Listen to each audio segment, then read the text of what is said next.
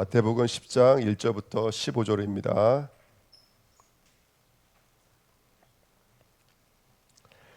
마태복음 10장 1절부터 15절입니다. 우리 같이 합독하시겠습니다. 예수께서 그의 12 제자를 부르사 더러운 귀신을 쫓아내며 모든 병과 모든 악한 것을 고치는 권능을 주시니라. 12 사도의 이름은 이러하니 베드로라 하는 시몬을 비롯하여 그의 형제 안드레와 세베대의 아들 야고보와 그의 형제 요한, 빌립과 바돌로메, 도마와 세리 마테, 알페오의 아들 야고보와 다데오, 가나나인 시몬 및 가룟 유다 곧 예수를 판 자라. 예수께서 이 12를 내보내시며 명하여 이르시되 이방인의 길로도 가지 말고 사마리아인의 고을에도 들어가지 말고 오히려 이스라엘 집에 잃어버린 양에게로 가라. 가면서 전파하여 말하되 천국이 가까이 왔다 하고 병든 자를 고치며 죽은 자를 살리며 나병한 자를 깨끗하게 하며 귀신을 쫓아내되 너희가 거저 받았으니 거저 주라. 너희 전대에 금이나 은이나 동을 가지지 말고 여행을 위하여 배낭이나 두벌 옷이나 신이나 지팡이를 가지지 말라. 이는 일꾼이 자기의 먹을 것 받는 것이 마땅함이라. 어떤 성이나 마을에 들어가든지 그 중에 합당한 자를 찾아내어 너희가 떠나기까지 거기서 머물러 또 그 집에 들어가면서 평안하기를 빌라. 그 집이 이에 합당하면 너희 빈 평안이 거기 임할 것이며 만일 합당하지 아니하면 그 평안이 너희에게 돌아갈 것이니라. 누구든지 너희를 영접하지도 아니하고 너희 말을 듣지도 아니하거든 그 집이나 성에서 나가 너희 발의 먼지를 떨어 버리라. 내가 진실로 너희에게 이르노니 심판의 날에 소돔과 고모라 땅이 그 손보다 견디기 쉬우리라. 아멘. 오늘 말씀 제목은요, 하나님의 시작이라는 말씀입니다. 오늘 1절, 2절이 참 재밌는 말이 있는데요. 1절에 보시면 예수께서 그의 12 제자를 부르사 이렇게 써 있고요. 근데 2절에 가서는 갑자기 12 제자가 아니라 12 사도의 이름은 이렇게 말하고 있습니다. 제자와 사도의 차이점 아시죠? 제자는 배우는 자입니다. 사도는요, 가르치는 자예요. 그 완전히 극과 극이죠. 제자는 배우는 자이고 사도는 가르치는 자예요. 신약 성경 사복음서에서 제자의 위치는 십자가 졌을 때 다 도망갔던 사람들입니다. 하지만 사도들은 스스로 십자가를 지고 갔던 사람이에요. 그래서 다 순교했고 다 예수님 때문에 핍박의 자리로 들어갔던 사람들이 사도입니다. 그리고 12 제자의 목적지는 항상 어디였죠? 육신과 정욕이었죠. 그래서 늘 예수님 따라다니면서 했던 얘기가 뭐냐면 누가 큽니까? 누가 우의정? 누가 자의정입니까? 이렇게 말을 했는데 사도는 아시겠지만 나를 부인하고 누구만을 목적으로 삼고 따라갔던 거예요. 그리스도만 목적으로 따라갔던 사람들이 사도입니다. 그래서 분명히 제자와 사도는 같은 사람이지만 제자와 사도적 위치는 너무나 다르죠. 예. 우리는 전공의가 되려면 무슨 과정을 걸어가야 돼요? 인턴이라는 과정을 걸어가야 돼요. 우리는 시간이 필요하고 또 뭐가 필요하죠? 수고와 노력이라는 게 필요해요. 신앙생활도 우리는 시간이 필요해요. 우린 노력과 수고가 필요해요. 어느 날 갑자기 깨달았으면 좋겠는데 하나님은 그렇게 하지 않으세요. 하나님은 우리의 의지 속에 우리의 삶 속에 하나님은 성령과 말씀을 집어넣어 주셨어. 그것이 내 것 되어지는 자리까지 기다리시고 만들어 가세요. 근데 참 재밌는 건 뭐냐면 오늘 마태복음 10장 1절 2절을 통해서 그걸 다 깨뜨려 버리시면서 시간적 차이를 아예 없애버렸어요. 제가 이제 요즘에 챗GPT가 워낙에 뛰어나니까 물어봤어요. 마태복음 10장 1절 2절에 시간적 차이는 얼마나 있니? 물어봤어요. 평상시에 고민 안 하거든요. GPT가 바로 말해줘요. 근데 GPT가 한참을 고민하더니 뭐라 그랬냐면 시간적 차이가 없어 보입니다. 이렇게 올리더라고요. 물론 뭐 다 맞는 건 아니겠지만. 근데 마태는 분명히 지금 제자와 사도를 한 절과 한 절 차이로 지금 쓰고 있거든요. 네, 오늘 이야기가 바로 우리들의 이야기입니다. 저와 여러분들이 하나님이 선택하셔서 영광스러운 자리까지 갈 때에는 우리는 아까도 말씀드렸지만 서정이라는 게 있어요. 서정인 게 뭐라면 구원을 이루는 데는 시간표가 필요한데 일단 하나님이 선택하셨을 것이고요. 부르시고 거듭나고 칭이 되고 양자되고 성화되고 영화로운 자리까지 견인되어져 가요. 이게 구원의 소정이라고 그러거든요. 근데 오늘은 제가 두 가지를 말씀드리려고 그래요. 첫 번째는 뭐냐면 오늘 하나님의 입장에서는 우리를 부를 때, 우리 한 사람 한 사람 부를 때 우리는 늘 두 가지가 존재해요. 제자라는 자리가 존재하고 사도라는 자리가 존재해요. 미흡함, 공사 중, 연약함이 존재하고 완성이 존재해요. 할렐루야, 아멘. 이거를 우리가 당당하게 말할 수 있는 것은 뭐냐면 구원의 시작이 뭐기 때문에 바로 하나님의 선택과 작정이기 때문에 그래요. 아멘. 구원의 시작이 바로 하나님의 선택과 작정이에요. 이게 너무나 중요한 말이죠. 여러분 로마서 8장 29, 30절에 보니까 미리 하나님이 저와 여러분들을 아셨어요. 아신 자들 뭐 하셨어요? 정하셨어요. 그 다음에 부르셨어요. 부르신 자들을 의롭게 하시고 영화로운 자리까지 이끌어라. 이걸 구원의 소정이라 그래요. 자, 구원은 항상 누구에게서 시작될까요? 하나님의 선택에서 시작되죠. 하나님의 작정에서 시작되어져요. 자, 그러면 저와 여러분들이 오늘 기억해야 될 것은 뭐냐면 우리는 왜 낙심할까요? 왜 힘들어할까요? 뭘 보기 때문에 그래요? 과정을 보기 때문에 그렇고 나를 보기 때문에 그래요. 제자는 다 도망갔다니까. 십자가 졌을 때 다 도망갔다니까요. 끝까지 믿음으로 서 있던 사람은 아무도 없었습니다. 여러분들, 베드로 걱정하지 마십시오. 내가 예수님을 지킬 겁니다. 그랬던 사람이 저주하면서 도망갔다니까요. 예? 부활하셨을 때 이미 엠마오로 제자들은 한옥군 가 있었다니까요. 끝도 없이 가 있었어요, 여러분들. 그런데 그렇게 흔들리고 넘어질 수밖에 없는데 하나님의 시각은 항상 뭐였냐면 얘는 누구야? 얘는 사도야, 이거예요. 하나님이 그의 영화를 보시고 결론을 가지고 저와 여러분들 선택해 부르신 줄 믿습니다. 오늘 그 말씀이 여기 성경에 흔적에 있어요. 1절에 보시면 예수께서 뭐라고 써 있어요? 그의 12제자를 이렇게 써 있죠. 그의 12제자. 그러니까 예수께서 12제자를 부르신 이렇게 안 써 있고 예수께서 그의 12제자를 이렇게 써 있어요. 그의라는 말은 바로 소유격 인칭대명사예요. 다시 말하면 12제자는 누구의 것이라는 거예요? 예수님의 것이라는 거예요. 한 발짝 더 나면 얘네들은 이미 예수님이 작정하신 사람이고 예수님이 아신 자들이고 예수님이 선택한 바로 그 자들입니다 라는 것을 그 의라는 말 속에서 포함되어져 있는 거예요. 하나님이 우리 한 사람 한 사람을 우연히 만나다가 지나가다가 얘 괜찮네, 얘 이렇게 쓰면 괜찮겠다, 얘 세리네, 얘 계산 잘하겠다, 얘 불러가야겠다, 이렇게 부르신 게 아니라는 거예요. 그 의예요. 하나님이 이미 창세 전부터 영세 전부터, 할렐루야, 아멘, 저와 여러분들을 아시고 부르신 줄 믿습니다. 이거를 바로 선택과 작정이라고 합니다. 제가 웨스터민스터 신앙고백 3장을 한번 읽어드릴게요. 하나님께서 자신의 뜻과 선한 기쁘심을 따라 세계에서 일어나는 모든 것을 자신의 영원하고 불변하시는 계획에 따라 자유롭고 변함없이 작정하셨다. 아멘. 이 작정이라는 말은요, 저와 여러분들을 구원하셔서 영화로운 자리까지 가기 위해서 모든 걸 작정하셨다는 뜻이에요. 모든 걸. 예를 들어 저희 아버님이 구원받았을 때 오토바이 타고 가다가 경찰차를 들여박아서 다리가 부러져서 병원에 입원했거든요. 그게 하나님의, 지나고 나니까 그게 하나님의 섭리라는 걸 알게 됐어요. 저희 외할머님이 평생 교회를 가시 보신 적이 없는 외할머님이 차가 지나가다 옆을 툭 쳤는데 여기가 부러졌어요, 다리가.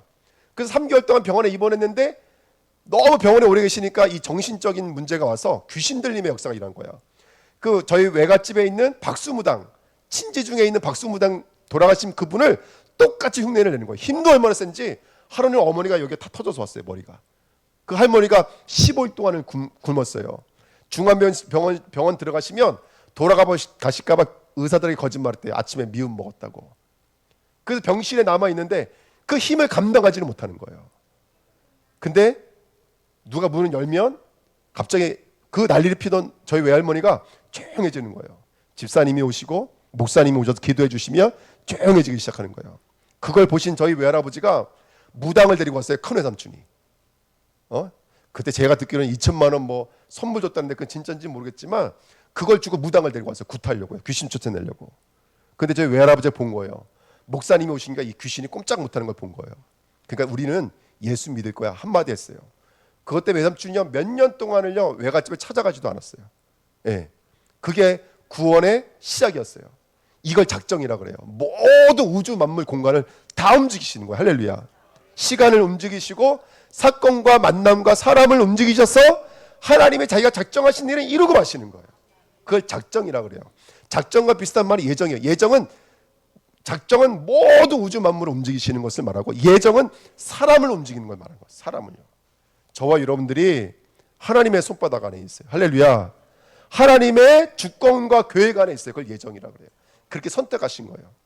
하나님 부르시기로 선택하신 줄 믿습니다. 그래서 저와 여러분들은 그렇게 하나님의 구원의 작정과 선택으로 이미 시작되었다는 사실을 놓치지 않으시길 축복드립니다. 우리는 과정을 봐요. 현실을 봐요. 그러면 우리는 헷갈릴 수가 있어요. 하지만 항상 시작해야 될 것은 뭐냐면, 나를 부르신 이가 하나님이시라는 사실. 아멘.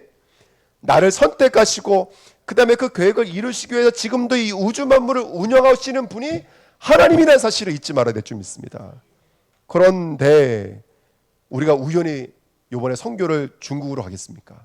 또 우리 권사님 가정에 결혼식이 우연하게 연길해서 있겠습니까? 그 속에는 하나님의 섭리와 작정하심이 분명히 있지 않을까 저는 확신히 믿습니다. 함께 기도해 주시길 축복드립니다. 그래서 이 작정과 섭리는 항상 근거가 있어요. 그게 3번이에요. 하나님의 전지성과 불변성이에요. 우리는 가다가 떨굴 수 있어요. 탈락할 수 있어요. 떨어질 수 있어요. 실수할 수 있어요. 근데 하나님은요, 변해요, 안 변해요? 불변하세요. 모르세요, 아세요? 모든 거를 다 알고 계세요. 그게 바로 이 하나님의 선택과 작정의 근거가 되어지는 거예요. 그래서 이걸 개혁주의 신앙의 바로 구원의 소정이라고 그래요. 개혁주의에서는 가장 중요한 게 뭐냐면, 인간이 믿어서가 아니에요. 하나님이 작정하셨다. 이게 우리의 기준이에요. 이게 장로교 기준이에요. 이걸 예정론이라고 그래요. 신학교 다니셨으니까 장르 아시죠, 그죠? 네. 이걸 예정이라고 그래요. 그래서 우리는 인간도 참 중요해요. 인간도 여정이 중요해요. 이따 말씀드릴 거예요. 하지만 항상 놓치지 말아야 될 것은 뭐냐면, 시작이 하나님이라는 건 놓치면 안 돼요. 그래서 오늘 말씀 제목이 뭐냐면, 하나님의 시작이에요. 포기되거나 취소되거나 탈락될 수가 없다. 그것이 우리의 구원인 줄 믿습니다. 그래서 구원은 하나님의 절대 주권입니다. 그의 전질성과 불변으로 예정하신 거기 때문에 그 주권이 바뀌거나 희석되지 않습니다. 영광 받는 자리까지, 천국 가는 그날까지 하나님이 역사하실 거예요. 이 속에는 우리의 노력과 우리의 자격은 죄송하지만 무관해요. 아멘. 그 인정하고 가셔야 돼요. 우리의 자격과 우리의 실력과는 무관한 복음인 거예요. 이거 인정하고 가셔야 돼요. 우리가 한 게 아니야. 하나님이 하신 거예요. 전적인 하나님의 뜻과 은혜를 기초하고 있어요. 성도는 하나님의 절대 주권과 은혜와 그 공의의 기준을 해서 우리가 이 자리에서 하나님을 예배할 수 있고, 구원의 축복을 누릴 수가 있고, 구원의 확신을 가지고 담대히 나갈 수가 있는 거예요. 나를 의지하지 않는 거니까. 나를 보지 않고 그 하나님의 전지하심을 바라보는 것이니까 저와 여러분들 흔들리지 않는 줄 믿습니다. 첫 번째는 작정과 선택이에요. 두 번째는 그 작정하신 하나님이 뭐라고요? 우리를 부르셨어요. 번호는 3번이라고 적혀 있지만 오늘 가장 중요한 게 바로 부르심이에요. 부르심. 그래서 성령 하나님께서 말씀을 통해서 택하신 자들에게 구속의 복음을 우리에게 내적으로 효용있게 만들어 주시는 것을 부르심이라 그래요. 우리가 부를 때는 말 들어요, 안 들어요? 안 들어요. 그래서 집에서 이게 엄마 목소리가 커지잖아요. 밥 먹어, 안 먹으니까 밥 먹어, 밥 먹어. 뭐 이렇게 목소리가 커지잖아요. 그러니까 우리의 부르심은 잘 안 될 때가 있어요. 하지만 하나님의 부르심은 어떨까요? 예. 하나님의 부르심은 조금 더 불완전하지 않고, 하나님의 부르심은 너무나 완전해. 이거를 뭐라고 부르냐면, 제가 웨스터민스터 신앙고백 10장을 읽어드립니다. 하나님께서 작정하신 자기들에게 말씀과 성령을 통하여 그리스도께로 효과적으로 부르시며 그들로 하여금 자발적이고 기쁨으로 응답하게 하신다. 그의 부르심은, 그러니까 우리의 부르심은 말을 안 들어요. 하지만 하나님의 부르심은 너무나 완전해서 뭐라고 부르냐면 효과적 부르심이라고 그래요. 이건 좀 기억해 두시면 좋을 것 같아요. 구원받기로 작정된 사람은 올까요, 안 올까요? 여러분들 오게 돼 있어요. 효과적 부르심이에요. 우리가 이런 건 좀 외워두면 좋아요. 그래서 하나님 앞에 기도하세요. 하나님, 우리 아들 효과적 부르심을 할렐루야. 예, 역사해 주십시오. 하나님, 우리 딸들 효과적 부르심으로 역사해 주십시오. 예, 아침에 일어나 소리 지르도 말 안 듣잖아요. 하지만 하나님이 부를 때는요, 이거 아세요? 부름이 곧 뭐예요? 부름이 곧 구원이에요. 우리한테는 부름이 곧 뭐예요? 양자예요. 그냥 아들 삼아 버렸어요. 부름이 곧 뭐예요? 영화로운 자리까지 가버려요. 그래서 개혁주의 구원론에서 가장 중요한 게 뭐냐면 부르심이에요. 부름은 곧 구원이고, 부름은 곧 칭의이고, 부름은 곧 영화로운 자리 가버리는 거예요. 그러니까 하나님 우리 부르셨으니까 하나님 입장에서는요, 그게 1년 뒤가 됐던 10년 뒤가 됐던 우리의 시간표 속에서는 시간차가 있지만 하나님의 부르심은 무슨 부르심이다? 예, 효과적 부르심이다. 할렐루야. 하나님이 저와 여러분들에게 그렇게 설득하시고 감화시키셔서 당신의 뜻을 인격적으로 주권적으로 이루시는 줄 믿습니다. 성령으로 부르시는 것이죠. 에스겔서 36장 26절 27절 또 새 영을 너희 속에 두고 새 마음을 너희에게 주되 너희 육신에서 굳은 마음을 제거하고 부드러운 마음을 줄 것이며 또 내 영을 너희 속에 두어 너희로 내 율례를 행하게 하리니 너희가 내 규례를 지켜 행할지라. 할렐루야. 하나님이 우리에게 성령을 보내주셔서 간박하고 거칠고 딱딱했던 마음을 부드러운 마음으로 바꿔주시는 줄 믿습니다. 부르시면은 외적 부르심과 내적 부르심이 있어요. 외적 부르심은 좀 쉽게 이해한다면 복음 초청이에요. 예수 믿어볼래요? 예수는 그리스도예요. 예수는 우리의 죄를 사하신 분이에요. 할렐루야. 이게 외적 부르심이에요. 그리고 내적 부르심은 아까도 말씀드렸지만 성령이 우리 안에서 영적인 것을 각성시켜 버리시는 거예요. 이걸 내적 부르심이라고 그래요. 그러면 문제를 드릴게요. 외적 부르심이 먼저일까요? 내적 부르심이 먼저일까요? 예? 예, 이건 뭐 다 아실 것 같아서 여러분, 저와 여러분들이 오늘 이 시간표 속에 있는 줄 믿습니다. 하나님이 우리 안에 들어오셔서 불러주세요. 근데 중요한 건 뭐냐면, 근데 그것을 또 누굴 통해서 일하시냐면 부름 받은 자들을 통해서 그 일을 이루시는 거예요. 그래서 저와 여러분들이 그 하나님의 부르심에 쓰임 받을 수 있는 축복의 통로 되시기를 축원드립니다. 아멘. 그래서 그 부르심은 은혜 위에 은혜입니다. 부르심은 곧 중생이요, 부르심은 곧 회심이요, 부르심은 곧 칭이요, 성화요, 견인이요, 영화인 줄 믿습니다. 근데 이거를 또 오해할 수 있어요. 그러면 강제로 끌고 갑니까? 강제로 강아지 목에다가 줄을 매서 강제로 끌려가는 겁니까? 그게 아니에요. 이거는 우리가 이해하기 참 어려운데, 하나님 아까도 말씀드렸던 것처럼 모든 우주 만물을 움직이고 계시기 때문에 우리 마음속에 하나님께서 기쁨과 자발적으로 따라올 수 있도록 하나님 모든 걸 주관하고 있어요. 결국에 우리가 그 믿음을 받아들여서 우리가 고백하면 나와야 될 줄 믿습니다. 아멘. 강제적 부르심은 절대로 아닙니다. 이거는 하나님의 섭리 속에 있는 거기 때문에 우리는 헤아리기 어렵지만 이게 하나님의 은혜로 말미암아 저와 여러분들에게 이루어지고 있는 부르심인 줄 믿습니다. 저 부르심은 곧 천국이요, 부르심은 곧 구원이요, 부르심은 곧 영화라는 사실을 믿으시기를 축복드립니다. 사도행전 16장 14절 두아디아시아에 있는 자색 옷감 장사로서 하나님을 섬기는 루디아라 하는 한 여자가 말을 듣고 있을 때 주께서 그 마음을 열어 바울의 말을 따르게 하신지라. 아멘. 하나님이 바울의 입을 열어서 루디아라고 하는 여자에게 말씀을 듣게 하시니, 근데 듣게 하신 분이 누구라는 거예요? 주께서 그의 마음을 열어 바울의 말을 뭐라고요? 따르게 하신지라. 이게 부르심이에요. 그러니까 외적 부르심, 바울이 초청했지만 사실은 그 마음속에 들려주시고 깨닫게 해주셔서 움직이시는 분은 누구라는 거예요? 바로 성령 하나님이라는 거예요. 그러니까 우리 주은혜교회 이게 너무나 중요해요. 오늘도 성령의 부르심이 있으셔야 돼요. 할렐루야. 뭘로 부르신다고요? 말씀과 성령으로 부르셔야 돼요. 그래서 오늘도 우리는 말씀은 곧 모든 말씀은 그리스도에 대한 얘기니까 그리스도 말씀을 성령으로 받으셔야 돼요. 할렐루야. 그래서 우리들의 남은 여정을 가시고 여정을 가시는 동시에 사도적 제자적 삶을 감당해내시기를 축복드립니다. 이게 1번입니다. 그래서 하나님은 우리를 부르실 때 하나님에는 시간차가 없다. 하나님은 제자로 부르셨지만 곧 그 제자는 사도이다. 하나님은 과거, 현재, 미래를 하나로 갖고 계신 분이시다. 이게 하나님의 눈이고 이게 하나님의 구원이다. 성도는 그 눈과 그 구원을 가지고 있어야지만이 오늘에 흔들리지 않는다. 오늘 확신을 가지고 내가 받은 구원이 완전하다는 사실을 깨닫고 우리는 내가 한 발자국 한 발자국 갈 수 있는 줄 믿습니다. 그래서 이 두 가지 꼭 기억하세요. 예수께서 그의 제자를 부르사. 제자를 뭐하다고요? 부르사. 이번 주 말씀 이 두 가지예요. 그의 제자예요. 그리고 부르셨어요. 선택하셨고 부르셨어요. 이 구원의 서정에 가장 앞에 나오는 두 가지인데요. 저와 여러분들에게 이 완전한 구원의 축복이 있는 줄 믿습니다. 자, 2번입니다. 10장 1절 뒷부분에 가보면요.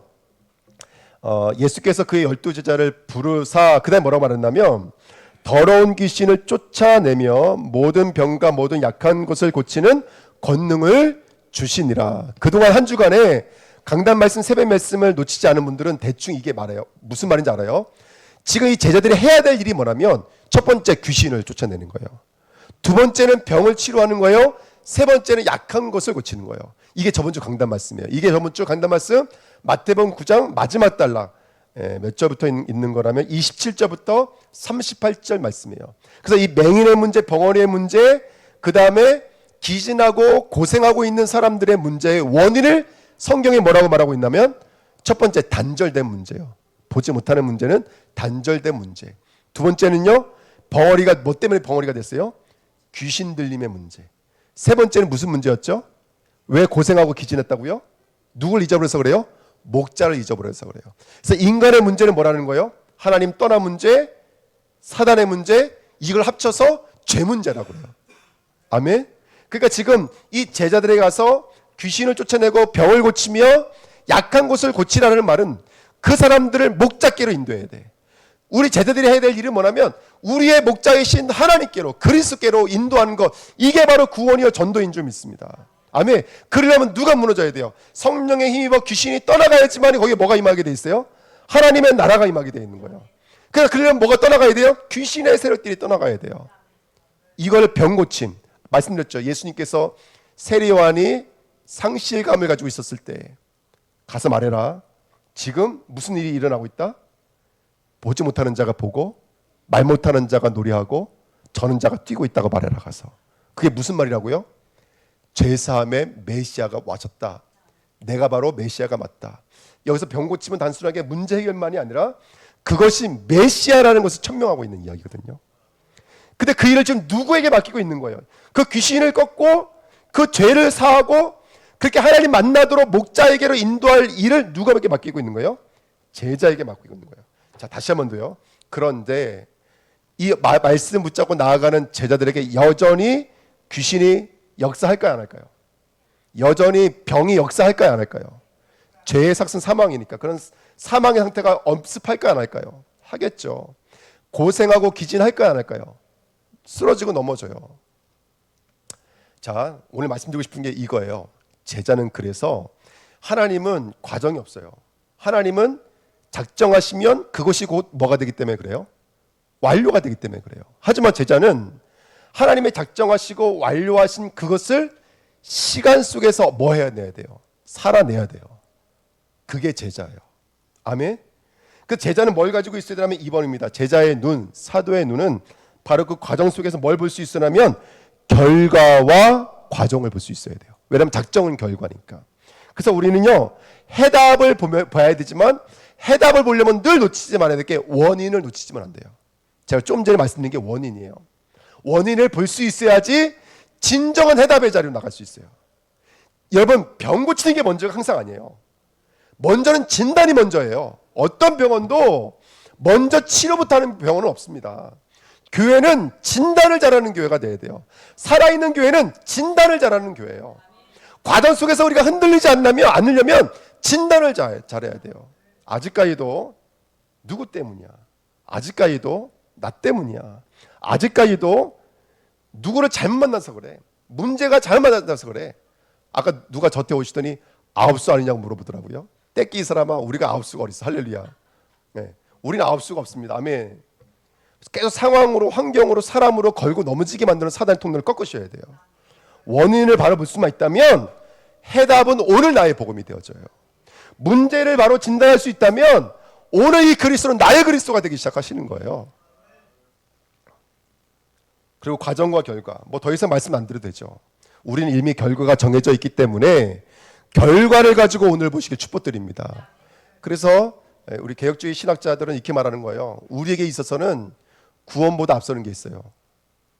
우리는 종말이 구원보다 앞서요.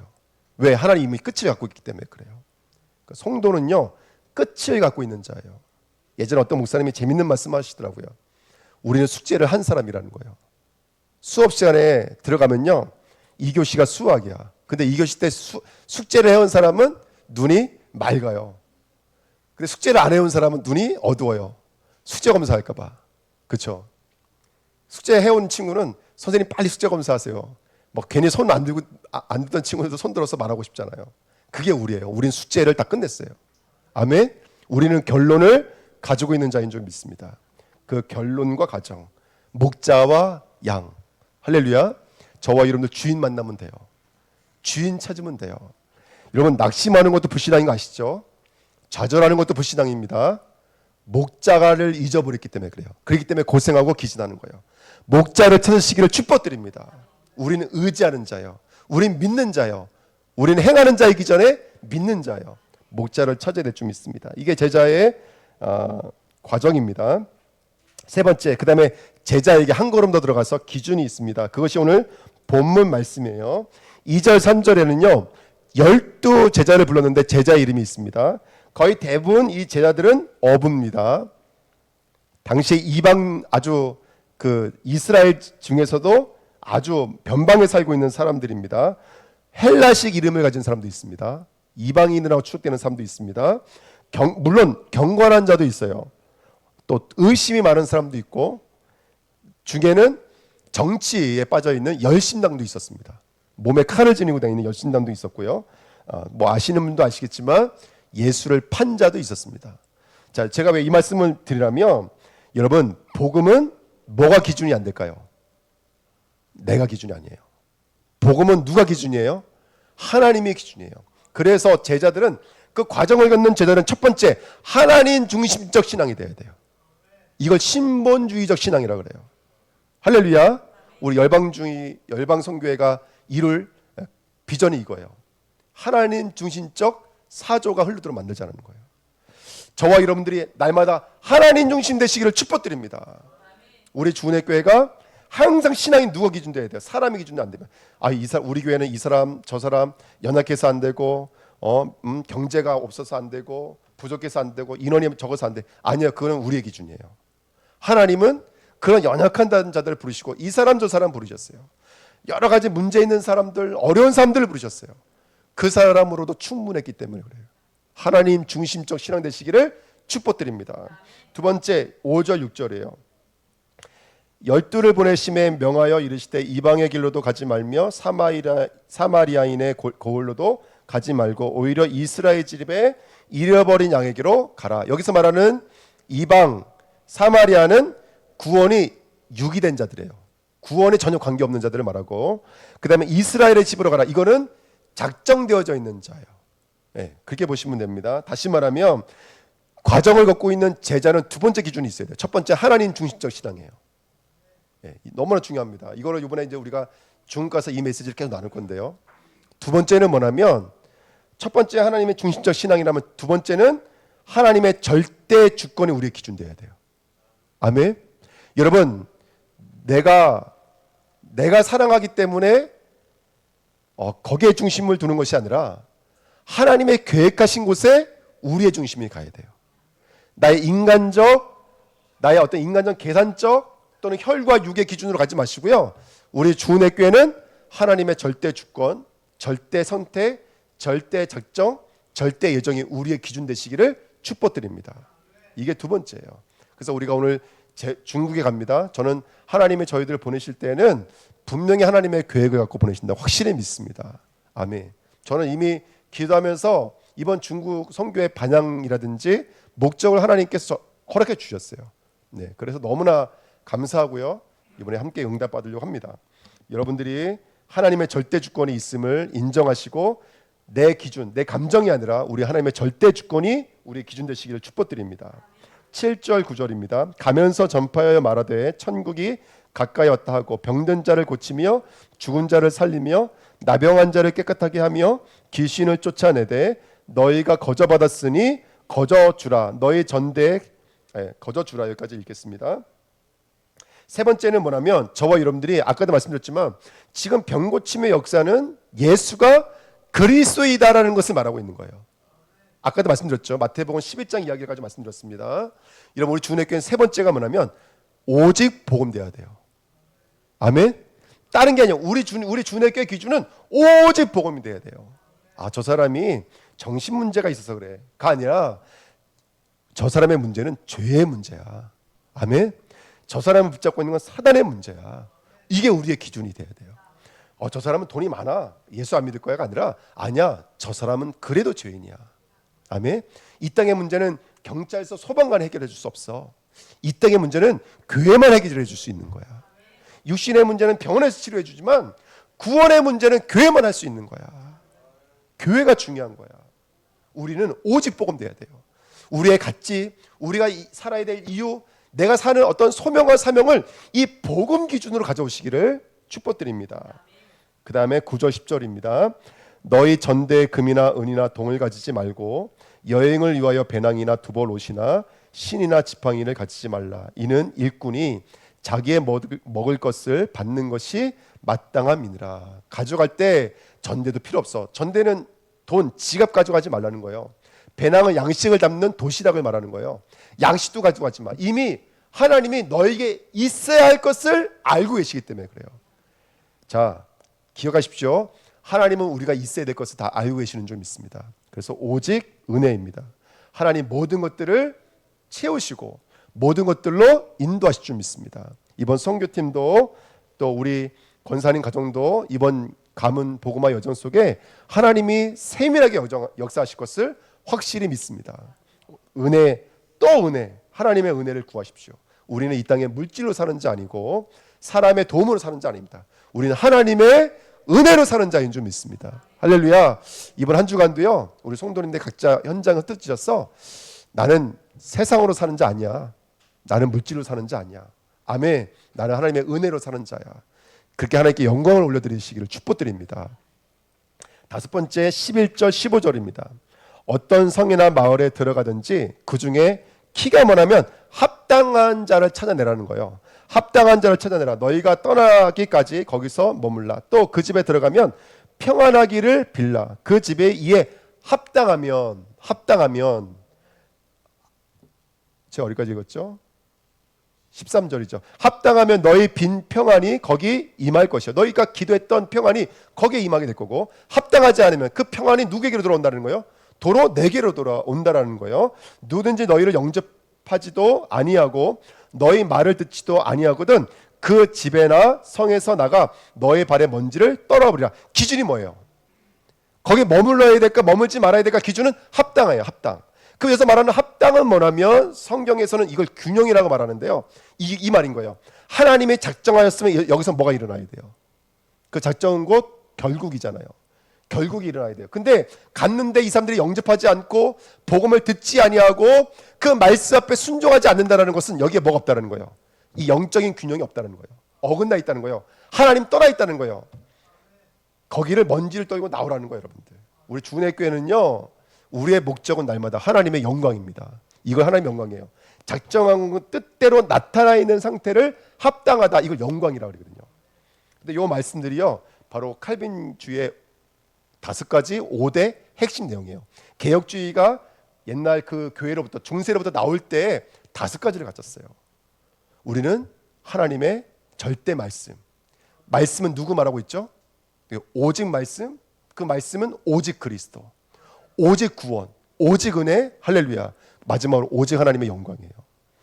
지금 여기서 제자들의 이 미션을 이들에게 주고 계시는 거예요. 우리 주은혜 교회는요, 날마다 하나님 기준이 돼야 돼요. 하나님 기준. 그게 말씀이에요. 아멘.